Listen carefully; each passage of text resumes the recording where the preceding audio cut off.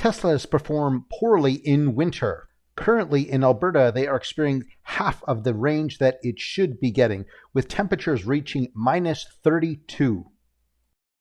And Stephen Guilbeault, with 35 years of green energy experience, would say, if Norway can have 88% of electric vehicle sales, then so can Canada. And let's look at the temperature now, because we're going to have a look into this.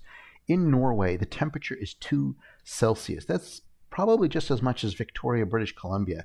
In Canada, the average temperature is minus 15, and it can go down to minus 50. And also, 26,000 Norways can fit into Canada. And this is just to put into perspective that this is his best use case to compare Norway to Canada, where one person in the ice rink represents one Norway country. Tesla has been exaggerating their distance range for the cars. And if you do complain, all they do is just cancel your service appointments. This sounds exactly like what the Trudeau regime would do, really. And Tesla programmers, what they do is they rig the software to exaggerate the distance. And once it goes below 50%, it starts adjusting to make a different projection of when you'll actually need to charge. And who came up with this idea, according to the article, is Elon himself. Now let's listen to someone, a real person with a charging issue, an electric vehicle when it's really super cold. Let's have a listen. Concern, of course, is with batteries in the cold, they lose some of their capacity. And last year at minus 48 or so, like minus 48, minus 50, I ended up losing 55% of my battery capacity, which was a fair amount. And that's one real person saying that the distance dropped by 55% if it's too cold. Tesla calculates the distance that you have left on the charge, but they don't look into what weather, if it's hot or cold, the temperature outside, and if you're going up or down a hill, because obviously when you go straight, it's nearly perfect for you. But once you start going up and down a hill, then you start using more of the battery, which all the roads are in anyways. It would know if you went up a hill that it would be more energy that you use. Now, if you look at the temperature, say 100 kilometer range for whatever charge is normal condition. So if it goes too hot, maybe you go down to 70, and if it's super cold, you go down to like 45 kilometers per whatever charge that you do. If the person actually planned a trip on a certain number of kilometers or miles and it was different, they would complain to the telestealer, and then the telestealer would just say that it's a remote diagnostic that was done and just cancel the appointment. So you couldn't even say that it wasn't going as far as the computer was actually telling you. Stephen Guilbeault, with 35 years of green energy experience, we're going to ask the most toughest question imaginable.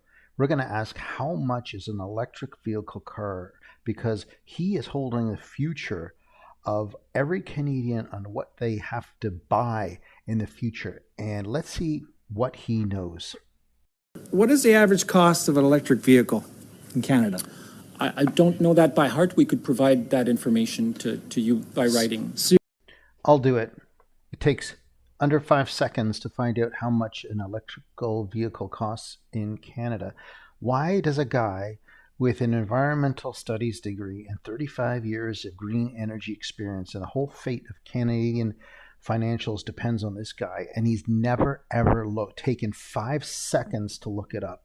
And this might have to do to the fact that he doesn't want to know the number. He doesn't care.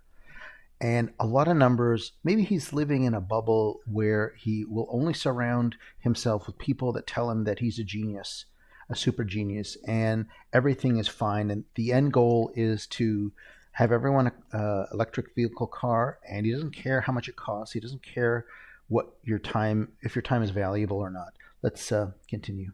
And even Tesla had this diversion team in Las Vegas that was devoted to looking at the complaints about inaccurate ranges on the cars.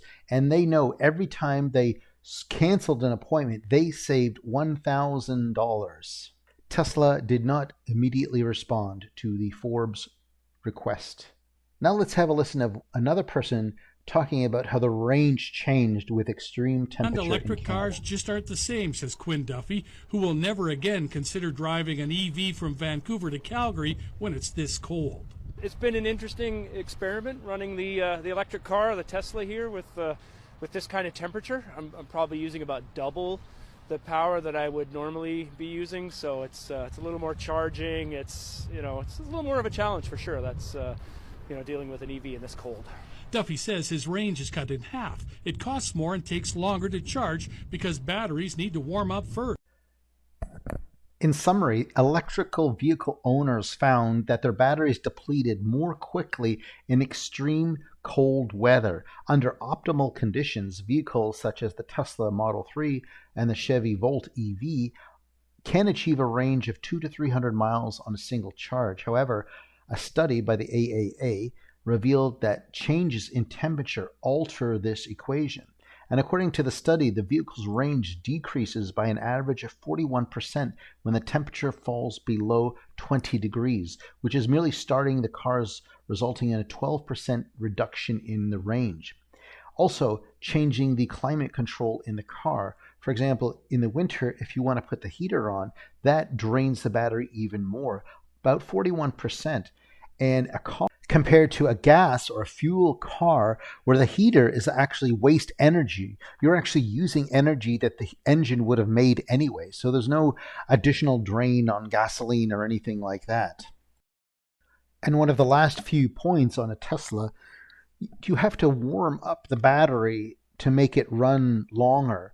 And a lot of people, even if they have a garage, it's not insulated. There might be some chiprock on, but there's no insulation behind it. And then you actually need to get a heater to actually heat the garage so the car doesn't get too cold, so you can charge it faster or make it more complete. The other thing is you have to wait in line to get the electric car charged. And even when you do, what about the time of a human that has to sit around for an hour and you can't watch Netflix all the time because then you're actually delaying getting the charge more. So you actually have to wait an hour, and not everyone wants to hang out at the shopping mall or a Starbucks for an hour to get their car charged. Can you imagine a truck? Say a truck has to go from Vancouver to Toronto and it's an electric. Say it takes a week.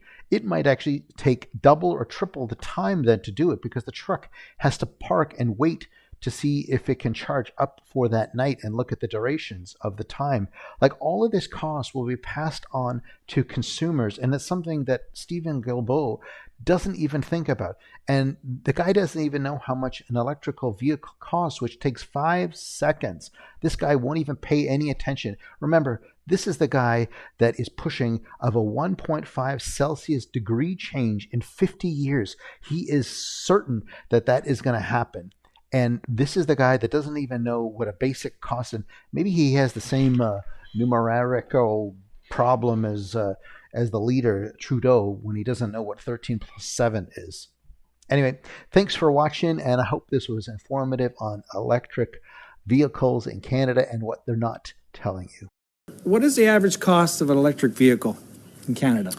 I don't know that by heart. We could provide that information to you by writing. With 35 years of experience in green energy, couldn't he take 5 seconds to learn that? Would you buy an electric vehicle? Let me know in the comments. Thanks for watching. Getting very, very late in the negotiations. And as I said earlier, we are worried. We're worried that we could run out of time, but we're also worried. We won't accept any agreement here in Sharm el-Sheikh. We won't compromise on 1.5 degrees Celsius, and we want to make this very clear, and we've made this very clear to the presidency.